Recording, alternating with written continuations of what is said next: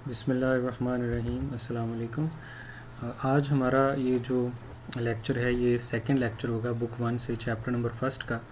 ये ई कैट के लिए लेक्चर होगा। एमसीक्यूज़ को एक्सट्रैक्ट करने के लिए हम इसमें देखेंगे कि किस तरह से हम टॉपिक्स को इस तरह पढ़ें कि उसमें से आने वाले एमसीक्यूज़ जो है वो हम सॉल्व कर सकें। तो इस चैप्टर में यहाँ तक हमने जो है वो ऑलरेडी डिस्कस किया हुआ है लेक्चर नंबर 1 में अप टू मास स्पेक्ट्रोमीटरी। तो आज का ये लेक्चर जो है वो मास स्पेक्ट्रोमीटरी से आगे होगा। इसके टॉपिक के कंटेंट्स होंगे मास spectrometer, percentage composition, empirical formula और कंबसन एनालिसिस। ये 4 टॉपिक्स हम इसमें इंशाल्लाह डिस्कस करेंगे।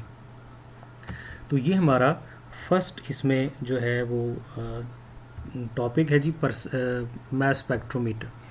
मास स्पेक्ट्रोमीटर जो है an instrument which measures the exact relative abundance. 3 चीज़ें बच्चे ये मेयर करेगा: exact relative abundance and masses of isotopes and number of isotopes. 3 चीज़ें, ठीक है जी। Exact relative abundance and masses of isotopes and number of isotopes, 3 चीज़ें। Carbon 12 जो है वो इसमें एज अ रेफरेंस यूज़ किया जाता है, यानी जब हम किसी आइसोटोप का आइसोटॉपिक एनालिसिस में जब हम किसी सैंपल को रन करते हैं तो उसके साथ अलहदा से कार्बन को भी रन करते हैं। तो विद रिस्पेक्ट कार्बन की पीक 12 पे आती है, तो विद रिस्पेक्ट टू कार्बन हम देख लेते हैं कि हमारी जो सब्सटेंसेस हैं उनका जो आइसोटोप्स हैं उनके मैसेस क्या हैं। इसमें ये तो खैर बड़ी डिटेल से बेटे ये बड़ी देर से स्टार्ट हुआ है, तो इससे पहले की डिस्कशन हम नहीं करते। लेकिन सबसे पहले जो था ना वो हमारे पास एक कॉन्सेप्ट था, एक हाइपोथेसिस था कि जो मॉली एटम्स के जो मैसेस होते हैं वो integral multiple of mass of hydrogen होते हैं, यानी हाइड्रोजन का 2 time 3 time 4 time 5 time and so on. तो हाइड्रोजन के इंटेग्रल मल्टीपल होते हैं, तो इसका मतलब है कि एटम के जो मैसेस हैं वो होल नंबर में होंगे। ये हमारा एक हाइपोथेसिस था, कॉन्सेप्ट था। बट लेटर ऑन ये हमें पता चला जब हमने क्लोरीन का एग्जैक्ट एटॉमिक मास फाइंड किया तो वो तो हमारे पास आ गया जी 35.45 AMU। तो जब वो फ्रैक्शन में आ गया तो इसका मतलब ये है कि ये जो है ये एटॉमिक मैसेस होल नंबर नहीं होते। इसकी कोई और रीज़न इसके पीछे है कि जो इसको फ्रैक्शन में करती है।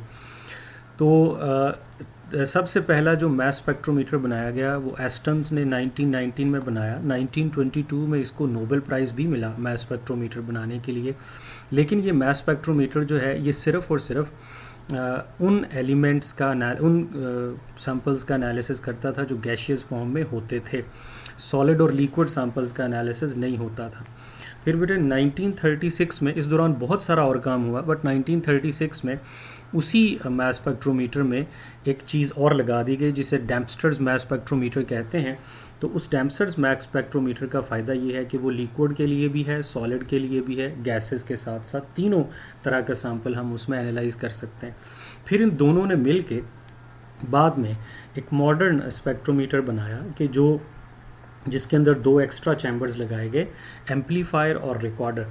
तो आजकल हम जो मास स्पेक्ट्रोग्राम पढ़ते हैं कि जो ग्राफ हमारे पास आता है वो रिकॉर्डर पे, वो मॉडर्न स्पेक्ट्रोमीटर में आता है। तो 3 तरह के स्पेक्ट्रोमीटर हैं, एस्टन्स मास स्पेक्ट्रोमीटर, डेम्पस्टर्स और मॉडर्न। तीनों का डिफरेंस जो है वो आपके सामने। ये हमारे पास मास स्पेक्ट्रोमीटर है आपके सामने। थोड़ा सा इसमें 2-4 मिनट के लिए डिस्कशन कर लेते हैं कि सबसे पहले जो हम मॉडर्न मास स्पेक्ट्रोमीटर की बात करेंगे, ठीक है। डेम्पस्टर्स और मॉडर्न में सिर्फ 2 चैम्बर का फ़र्क है।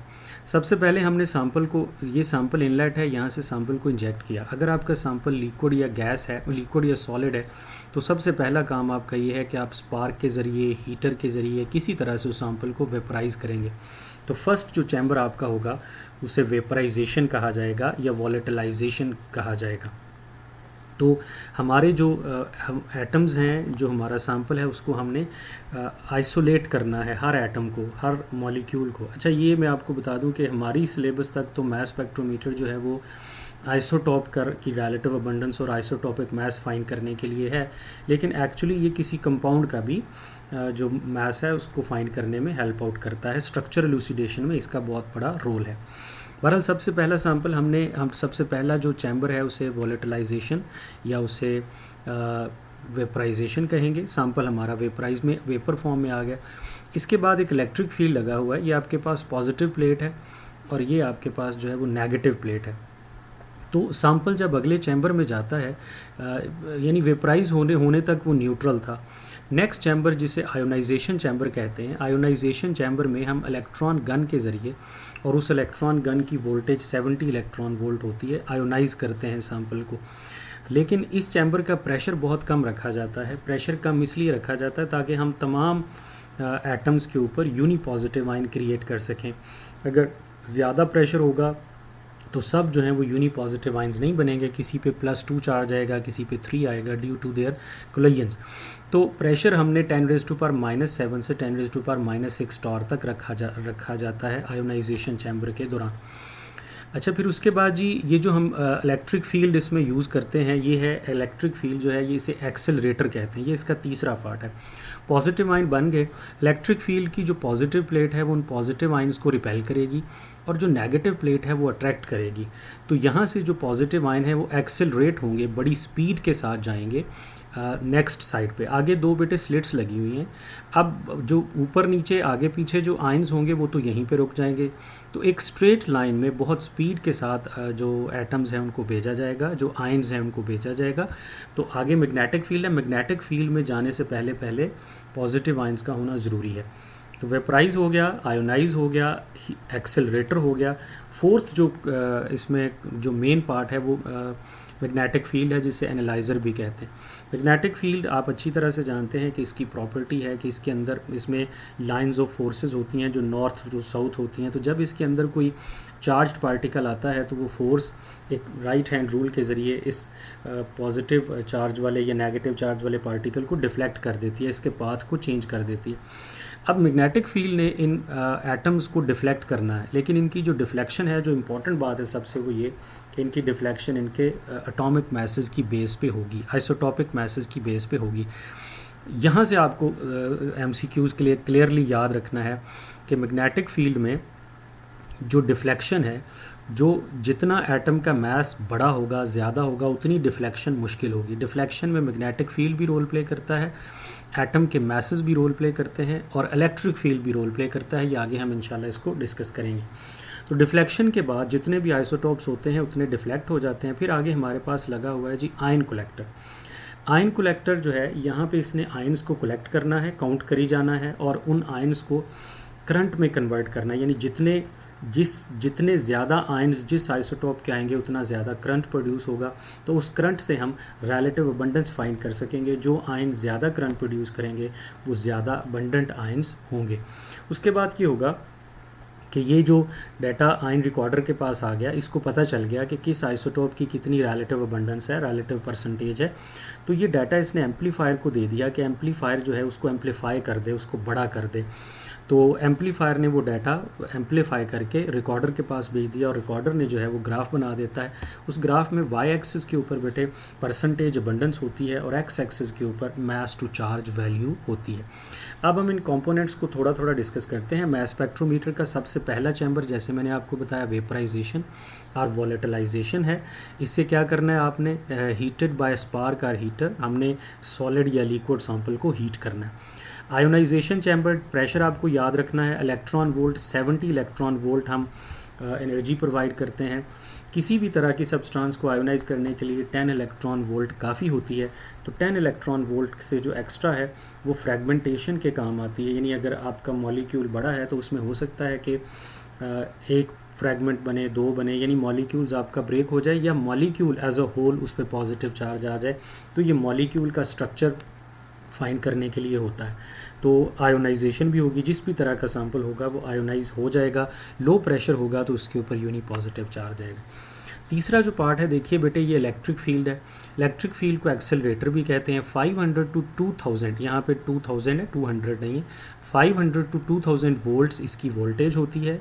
ये एक्सेलरेट करता है पॉजिटिव आयंस को थ्रू स्लिट्स, ठीक है, बड़ी स्पीड के साथ। Negative ion negative plate attract करती है, पॉजिटिव प्लेट रिपेल करती है और इस तरह से एक्सेलरेशन होती है बड़ी स्पीड के साथ टुवर्ड्स मैग्नेटिक फील्ड। अगला जो पार्ट है वो मैग्नेटिक फील्ड है जिसे एनालाइजर कहते हैं।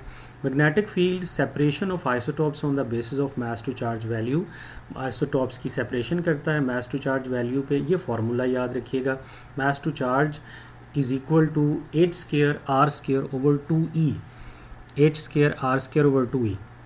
अगर आप इस फार्मूले को थोड़ा सा देखें, देखिए चार्ज तो सबके ऊपर सेम है ना, चेंज तो मास से आता है।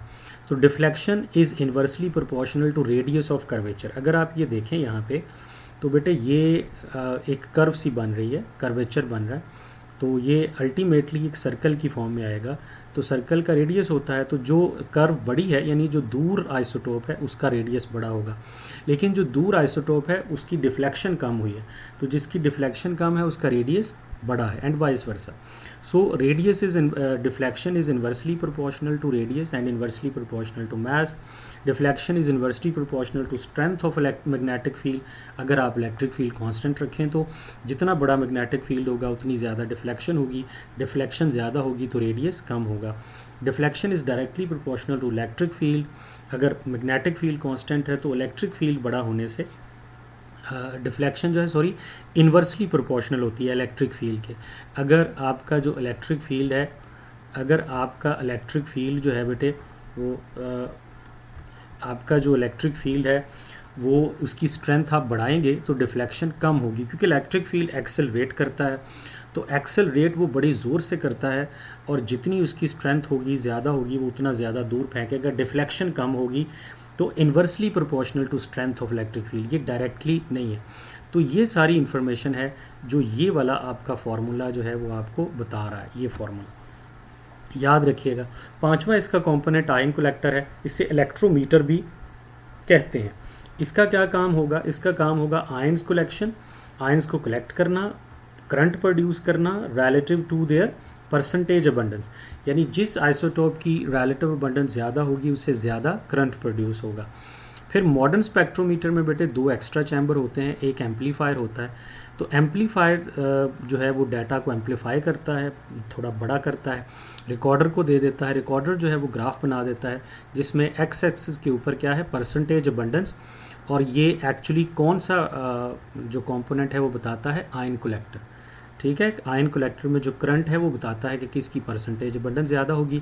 तो जिस पीक की हाइट ज़्यादा होगी उसकी परसेंटेज अबंडेंस भी ज़्यादा होगी, जितनी पीक्स होंगी उतने आइसोटॉप्स होंगे। और एक्स एक्सिस पे मास टू चार्ज वैल्यू है। इस तरह से आपके पास mass to charge value, percentage abundance और नंबर ऑफ आइसोटॉप्स, ये तीनों चीज़ें आ जाती हैं। अब इससे रिलेटेड कुछ MCQs ये देखिए कि which one will have greater radius of curvature in mass spectrometer. Radius of curvature ज़्यादा किसका होगा? जिसकी डिफ्लेक्शन कम होगी। तो हमने क्या पढ़ा है कि deflection is inversely proportional to mass, तो रेडियस मास के डायरेक्टली प्रोपोर्शनल होगा। तो ज़्यादा जो कर्वेचर रेडियस का जिसका मास ज़्यादा है, आंसर इसमें क्या होगा बेटे? F पॉजिटिव, F19, यानी जिस आइसोटोप का मास ज़्यादा है उसका रेडियस भी ज़्यादा होगा, क्योंकि उसका मास ज़्यादा है उसकी डिफ्लेक्शन कम होगी। वही फार्मूले जो तीनों मैंने आपको बताए हैं वही ज़हन में रखें। The deflection of which one is maximum in MS, सबसे ज़्यादा डिफ्लेक्शन किसकी होगी? अब ऊपर पूछा गया था रेडियस ऑफ कर्वेचर, यहाँ पूछी गई है डिफ्लेक्शन, तो ऑपोजिट है, जिसका सबसे कम मास है उसकी डिफ्लेक्शन सबसे ज़्यादा होगी। कम मास है डिफ्लेक्शन ज़्यादा होगी, ज़्यादा मास है डिफ्लेक्शन कम होगी। An atom gives a single peak 7 digits away from the reference carbon 12 in MS, what is that atom? एक एटम है वो सिंगल पीक देता है और वो कार्बन जो रेफरेंस है उससे 7 डिजिट आगे। अब कार्बन जो है बेटे इसकी पीक आएगी 12 पे, तो 12 में 7 ऐड कर लीजिए तो आपकी पीक आएगी 19 पे। इसका मतलब ये जो भी एलिमेंट है इसका एटॉमिक मास 19 है, और सिंगल पीक का मतलब ये होता है कि ये मोनो आइसोटॉपिक एलिमेंट है, यानी इसका एक ही आइसोटॉप है, इसका कोई दूसरा आइसोटॉप नहीं है। तो फिर इसका आंसर क्या होगा बेटा? फ्लोरीन। फ्लोरीन का एटॉमिक मास 19 होता है और इसकी जो परसेंटेज अबंडेंस इसकी जो 100% होता है, क्योंकि इसका कोई दूसरा आइसोटॉप नहीं है। फ्लोरीन, आयोडीन, आर्सेनिक, ये हमने, और गोल्ड, ये शुरू में डिस्कस किया था कि ये monoisotopic elements. Question number 4, if strength of electric field is increased, electric field को आपने इंक्रीज़ करना है। Keeping all the other factors constant the deflection will, तो क्या होता है, deflection is inversely proportional to strength of electric field, deflection जो है वो डिक्रीज करेगी। डिफ्लेक्शन अगर आप इलेक्ट्रिक फील्ड को ज़्यादा करते हैं तो डिफ्लेक्शन कम होगी, इन्वर्सली प्रोपोर्शनल है। वो 2-3 बातें याद रखिए, एमएस से आने वाले सारे सवाल आप सॉल्व कर लेंगे। फिर क्या होता है बेटे, एवरेज एटॉमिक मास। हम क्या करते हैं, यानी आइसोटोप का मास फ्रैक्शन में क्यों आता है, हम आइसोटोप का जो मास है, isotopic mass with respect to their relative abundance, उनकी एवरेज लेते हैं।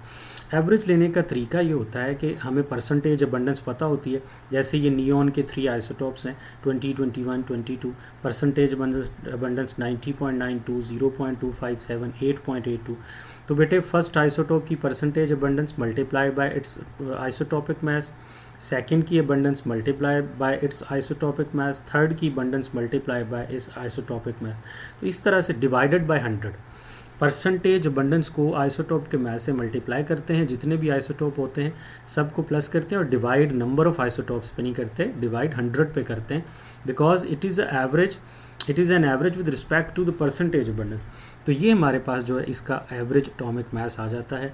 इसी तरह से हमें पता चला कि क्लोरीन का जो एटॉमिक मास है वो भी फ्रैक्शन में इस वजह से होता है क्योंकि उसके आइसोटोप्स होते हैं और आइसोटोप्स की एवरेज ली जाती है। तो इसी तरह से ये क्लोरीन का कैलकुलेट किया हुआ है। अब ये इससे रिलेटेड एक क्वेश्चन है कि फ़र्ज़ कीजिए कि बोरॉन के 2 आइसोटोप्स हैं, बोरॉन 10 एंड 11, और उनमें से उनकी परसेंटेज अबंडेंस जो है रिलेटिव एटॉमिक मास, उनका जो एटॉमिक मास है वो एवरेज एटॉमिक मास, जिसे आप रिलेटिव एटॉमिक मास भी कहते हैं, एवरेज एटॉमिक मास 12.2 है। तो आप ऐसा कीजिए कि B11 यानी जो आपका जो B11 है आइसोटोप, इसकी आप परसेंटेज अबंडेंस फाइंड करेंगे। ठीक है, तो अगर आपको एवरेज एटॉमिक मास दिया हो, 2 आइसोटोप हो और परसेंटेज अबंडेंस दी जाए, तो आपने करना क्या है कि आपने average atomic mass is equal to first isotope का mass multiplied by percentage abundance, हमें नहीं पता, हम इसको x लिख देंगे। ठीक है, सेकंड आइसोटोप, आप परसेंटेज अबंडेंस y नहीं लिखेंगे बल्कि 100 माइनस x लिखेंगे, क्योंकि अगर 2 आइसोटोप्स हैं, एक की परसेंटेज 20 है, दूसरे की 80 होगी, एक की 30 है, दूसरे की 70 होगी, तो 100 minus x, x and 100 minus x divided by 100। यहाँ से हमें x फाइंड करना है, 100 को दूसरी तरफ ले गए, 10 20 हो गया, 10x मल्टीप्लाई कर दिया, 1100 माइनस 11x, इसको सॉल्व किया तो बेटे 20% आ गया। लेकिन ये 20% x की वैल्यू है, x किसके साथ लिखा हुआ है, आइसोटोपिक 10 के साथ। तो ये जो जिसका एटॉमिक मास 10 है उसकी परसेंटेज अबंडेंस बेटे 20 होगी। हमने किसकी फाइंड करनी है, सॉरी उसकी परसेंटेज अबंडेंस 80 होगी। ठीक है, हमने किसकी फाइंड करनी है, हमने फाइंड करनी है इसकी जिसका एटॉमिक मास 11 है। तो इसकी क्या होगी, 11 इंटू 100 माइनस एक्स, तो 100 माइनस 20 कितना होगा जी, 100 माइनस 80 कितना होगा, 20%। तो इसका आंसर बेटे आएगा 20%। ठीक है, परसेंटेज अबंडेंस गिवन हो तो इस तरह से आपने इसको सॉल्व करना है। आगे देखिए, एनालिसिस ऑफ अ कंपाउंड हमारा टॉपिक है। एनालिसिस जो है ये 2 तरह का होता है, एक को कहते हैं क्वालिटेटिव एनालिसिस, जिसमें हम एलिमेंट्स को आइडेंटिफाई करते हैं कि हमारे सैंपल में कौन कौन से एलिमेंट्स मौजूद हैं। दूसरा बच्चे होता है क्वांटिटेटिव एनालिसिस, जिसमें हम उनकी रिलेटिव अमाउंट यानी एम्पेरिकल और मॉलिक्यूलर फार्मूला फाइंड करते हैं, परसेंटेज कॉम्पोजिशन फाइंड करते हैं। तो क्वालिटेटिव और क्वांटिटेटिव 2 तरह का एनालिसिस होता है। ठीक है, परसेंटेज कॉम्पोजिशन क्वांटिटेटिव एनालिसिस की एक टाइप है, बहुत ही आसान है, हम हर तरह की बुक में इसको पढ़ चुके होते हैं कि किसी एलिमेंट की परसेंटेज किस तरह से फाइंड की जाती। 2 तरीके, एक तरीका ये है कि आपको कंपाउंड का मास भी बता दिया जाए और उसके अंदर तमाम एलिमेंट का जो एटॉमिक मास, जो तमाम एलिमेंट का मास मौजूद है वो भी बता दिया जाए।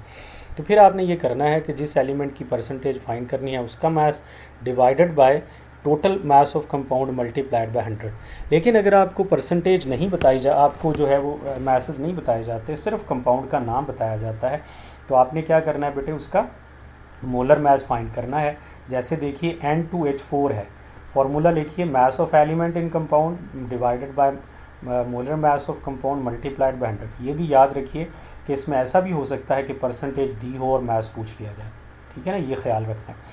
तो ये आपके पास जो है हाइड्राजीन है, इसमें नाइट्रोजन 2 हैं, तो आपने क्या करना है, 28 नाइट्रोजन का मास हो जाएगा। इसमें हाइड्रोजन 4 हैं तो 4 इसका हो जाएगा।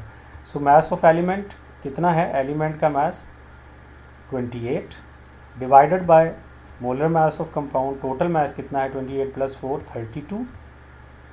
32 मल्टीप्लाइड बाय 100, तो ये बेटा इसकी परसेंटेज हो जाएगी। इस तरह से हम परसेंटेज फाइंड करेंगे। इसी तरह अगर आप यूरिया में नाइट्रोजन फाइंड करेंगे तो 28 नाइट्रोजन है, 60 टोटल है, डिवाइडेड बाय 100 46% आएगा। क्वेश्चन देखिए, which one will have greater percentage of nitrogen. अब एक तरीका तो ये है कि आप तमाम एलिमेंट की परसेंटेज फाइंड करें, कैलकुलेट करें उसके बाद। दूसरा ये है कि हमें थोड़ा बहुत कॉमन सेंस से आइडिया हो जाएगा। इसमें जो पहले वाला है इसका आएगा 28 डिवाइडेड बाय 32। अगर आप इसको थोड़ा सॉल्व करेंगे, मतलब 100 से वैसे ही पता चल जाएगा। 28 डिवाइडेड बाय 32, जिसका डिनोमिनेटर छोटा होगा उसकी नाइट्रोजन की परसेंटेज ज़्यादा होगी। तो 14/16 आएगा, जहन में रखिएगा 14/16 आएगा। ये जो है ये 14/17 आएगा। ये जो है इसमें 28 डिवाइडेड बाय 32 प्लस 48 80 आएगा। ठीक है, अगर आप सिंप्लीफाई करेंगे तो 14/40 आएगा, 14/40। इसका जो है बेटे वो आएगा 14/30। अब आपने सिर्फ ये करना है, परसेंटेज कैलकुलेट करने से पहले ही जल्दी सॉल्व करने के लिए ये करना है कि आपने जब मल्टीप्लाई बाय 100 करने की बजाय आपने सिर्फ इनकी रेशो लेनी है कि नाइट्रोजन टोटल कितनी है, उसको सिंप्लीफाई करना है। जिसका डिनोमिनेटर सबसे, अब 14/16, 14/17, 14/80, 14/30, जिसका डिनोमिनेटर सबसे छोटा है उसमें परसेंटेज सबसे ज़्यादा होगी। तो सबसे छोटा डिनोमिनेटर किस में है, एक्चुअली N2H4 में। Empirical formula calculate, empirical formula simplest whole number ratio को कहते हैं। ये टर्म जो है ये अप्लाई होती है कोवलेंट और आयनिक दोनों कंपाउंड के लिए भी। आयनिक कंपाउंड का जो फार्मूला है उसे फार्मूला यूनिट भी कहते हैं, एम्पेरिकल फार्मूला भी कहते हैं। कोवलेंट कंपाउंड का जो फार्मूला है अगर उसकी सिंपलेस्ट रेशो ली जाए तो उसे भी एम्पेरिकल फार्मूला कहते हैं। इसके लिए 4 चीज़ों की ज़रूरत है। सबसे पहले परसेंटेज कॉम्पोजिशन आपको कैलकुलेट करनी है। आम तौर पे न्यूमेरिक जो MCQs होते हैं उनमें ये वैल्यू गिवन होती है। फिर उसके बाद आपको ग्राम एटम्स कैलकुलेट करने हैं। ग्राम एटम्स को मोल कहते हैं। बेटे ग्राम एटम्स कैलकुलेट करने के लिए आपने क्या करना है कि परसेंटेज जो है उसको डिवाइड करना है एटॉमिक मैसेस पे। ठीक है, परसेंटेज को एटॉमिक मैसेस पे डिवाइड करना है। जैसे कार्बन के लिए 12 पे, तो ये आपके ग्राम एटम्स आ जाएंगे। फिर उनमें से एटॉमिक रेशो फाइंड करनी है। उन ग्राम एटम्स में से जो सबसे छोटी वैल्यू होगी उस पे तमाम को डिवाइड कर देंगे, तो ये हमारे पास एटॉमिक रेशो आ जाएगी। अगर तो आपकी एटॉमिक रेशो होल नंबर है तो वही एम्पेरिकल फार्मूला है। अगर होल नंबर नहीं है तो किसी स्मॉलेस्ट सूटेबल डिजिट से मल्टीप्लाई कीजिए कि वो होल नंबर बन जाए। ठीक है, अगर आपका एटॉमिक रेशो जो है वो 2.1 किसी में आती है तो इसको अप्रॉक्सीमेटली इक्वल टू 2 कर दीजिए। अगर 2.95 आती है तो इसको अप्रॉक्सीमेटली इक्वल टू 3 कर दीजिए। तो इस तरह से आपने percentage composition, gram atoms, atomic ratio और फिर मल्टीप्लाई करना है smallest digit to make the whole number. ठीक, to make it whole number if required. अगर होल नंबर ना हो तो ये काम करना है। देखिए, इससे रिलेटेड क्वेश्चन है कि एक ऑर्गेनिक कंपाउंड है जिसमें 50% परसेंटेज दी होगी, 50% ऑक्सीजन है, 50% सल्फर है, तो बताइए उसका एम्पेरिकल फार्मूला क्या होगा। तरीका आपके पास सामने है। वैसे तो आपको पता चल जाएगा कि अगर 50-50% है तो दोनों का मास इक्वल होना चाहिए। तो ये वाला फार्मूला है, यानी सल्फ़र भी उतना ही होना चाहिए, ऑक्सीजन भी उतना ही होना चाहिए। तो 32 सल्फ़र एक का एटम होता है, 2 ऑक्सीजन हो तो 32 होता है। लेकिन जो तरीका बताया वो ये कि सबसे पहले आपने परसेंटेज गिवन है, एटॉमिक रेशो फाइंड करनी है। सल्फ़र की एटॉमिक रेशो ये सल्फ़र है, ये ऑक्सीजन। कैसे फाइंड करेंगे, percentage divided by atomic mass, percentage divided by atomic mass. ठीक है, इस तरह से ये आ गया 1.56, ये आ गया 3.12। आपको क्लियरली पता चल रहा है कि यहाँ 32 है, यहाँ 16 है, तो ऑक्सीजन की जो एटॉमिक जो ग्राम एटम्स हैं वो डबल हैं।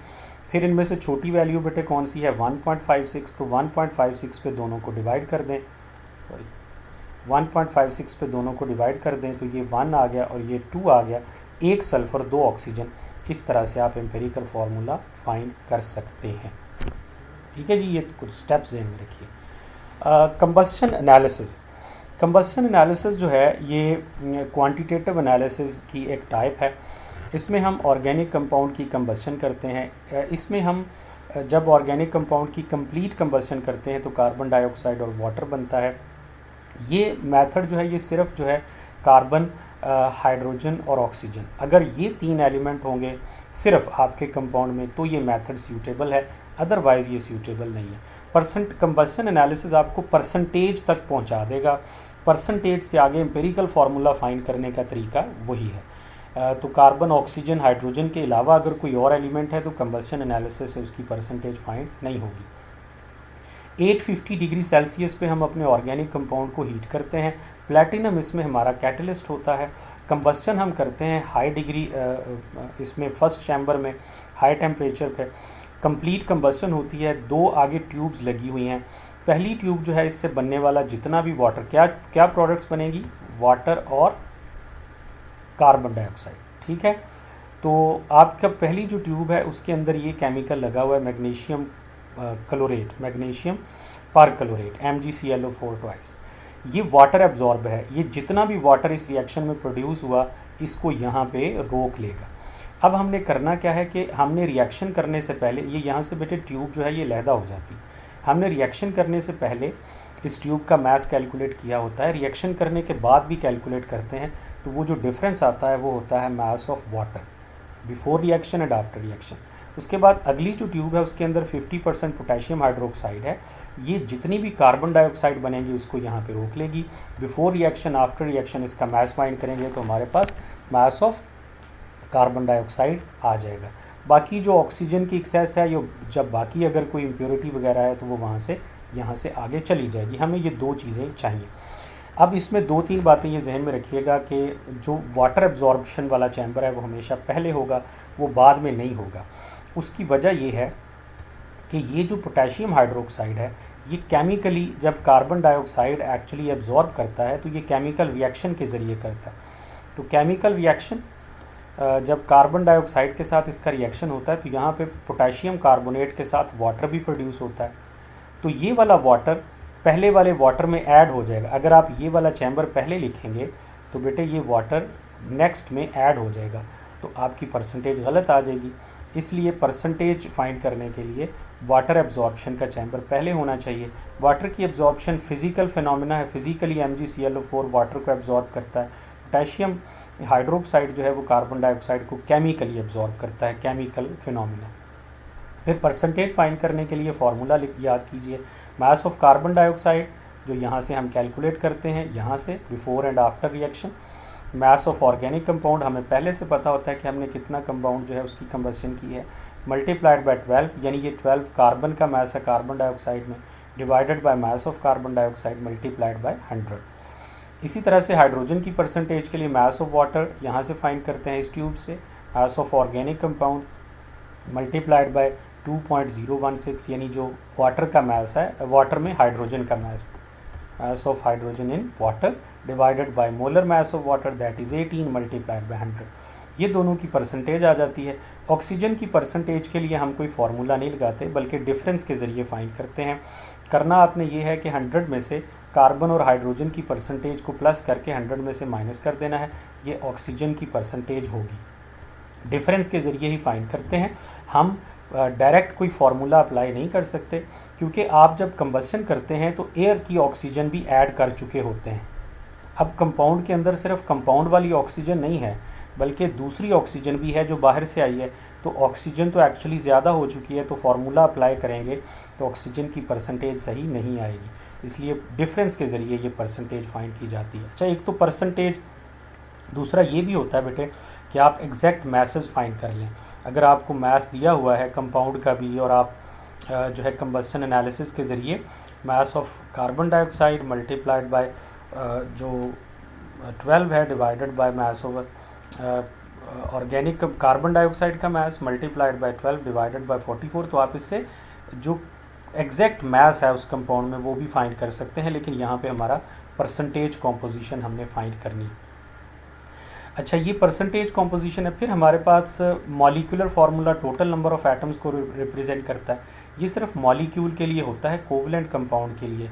आयनिक कंपाउंड में हम कभी भी टोटल नंबर ऑफ़ एटम्स को रिप्रेजेंट नहीं कर सकते, तो आयनिक कंपाउंड का जो फार्मूला है उसे मॉलिक्यूलर फार्मूला नहीं कहते। इसको फाइंड करने का तरीका ये है कि आपके पास n multiplied by empirical formula. n क्या है जी? n बेटे एक डिजिट है जो आपको फाइंड करना होता है 2 चीज़ों से, मॉलिक्यूलर मास जो आपको गिवन होगा एम्पेरिकल फार्मूला मास जो आपको गिवन होगा, एम्पेरिकल फार्मूला मास आपने कैलकुलेट करना है, मॉलिक्यूलर मास गिवन होगा, लिहाजा इन दोनों को रेशो लेनी है। तो ये आपके पास जो है वो डिजिट आ जाएगा, उस डिजिट से एम्पेरिकल फार्मूला को मल्टीप्लाई कीजिए तो मॉलिक्यूलर फार्मूला आ जाएगा। लेकिन मॉलिक्यूलर मास जो है वो ज़रूरी होता है मॉलिक्यूलर फार्मूला फाइंड करने के लिए। तो देखिए कि मॉलिक्यूलर मास हमारे पास पहले आता है, मॉलिक्यूलर फार्मूला बाद में आता है एलिमेंटल एनालिसिस में। ये हमारा एक सवाल है जी लास्ट कि मॉलिक्यूलर मास ऑफ ट्राईऑक्सेन, ट्राईऑक्सेन कोई कंपाउंड है जिसका मॉलिक्यूलर मास 90 AMU है, 90 है ये, ठीक है, मॉलिक्यूलर मास आपको गिवन है। अच्छा, उसका एम्पेरिकल फार्मूला CH2 है, उसका वो कंपाउंड क्या है, ठीक है, मॉलिक्यूलर फार्मूला फाइंड कीजिए। तो क्या करना है बेटे, 90 molecular mass divided by empirical formula mass, carbon का 12, हाइड्रोजन का 2, ऑक्सीजन का 16, 30, कितना आंसर आ गया, 3 आ गया। 3 को मल्टीप्लाई कर दीजिए एम्पेरिकल फार्मूला से, एम्पेरिकल फार्मूला से मल्टीप्लाई करेंगे तो C3H2O3H6O3 आ जाएगा। अब आप फ़ौरन से शायद इसको टिक कर देंगे कि ये वाला जो है ये हमारा आंसर है, बट गौर से सारे ऑप्शन पढ़ने हैं, यही एक्चुअली MCQs की ट्रिक होती है। ये भी आंसर है, बट आगे मेटाफॉर्म एल्डिहाइड आपने पढ़ा हुआ है एल्डिहाइड की पॉलीमराइजेशन में, तो C3H6O3 जो है ये मेटाफॉर्म एल्डिहाइड भी होता है। तो दोनों इसमें ऑप्शन होंगे, बोथ A एंड B। वो मेटाफॉर्म एल्डिहाइड है जिसमें आपको पता है कि 3 ऑक्सीजन होते हैं, देख लीजिए, सॉरी 6 हाइड्रोजन्स होते हैं, 3 कार्बन्स होते हैं।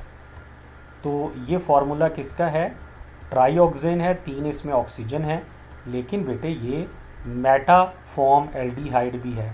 कहाँ पढ़ा है आपने इसको, ऑर्गेनिक केमिस्ट्री में, पॉलीमराइजेशन ऑफ एल्डिहाइड के टॉपिक में, ठीक है। तो ये कंबस्शन एनालिसिस तक और मॉलिक्यूलर फार्मूला तक हमने डिस्कस किया। इसके बाद इंशाल्लाह हम नेक्स्ट टाइम जो है वो नेक्स्ट जो तीसरा इसका पार्ट है वो हम इंशाल्लाह डिस्कस करेंगे। अल्लाह हाफ़िज़।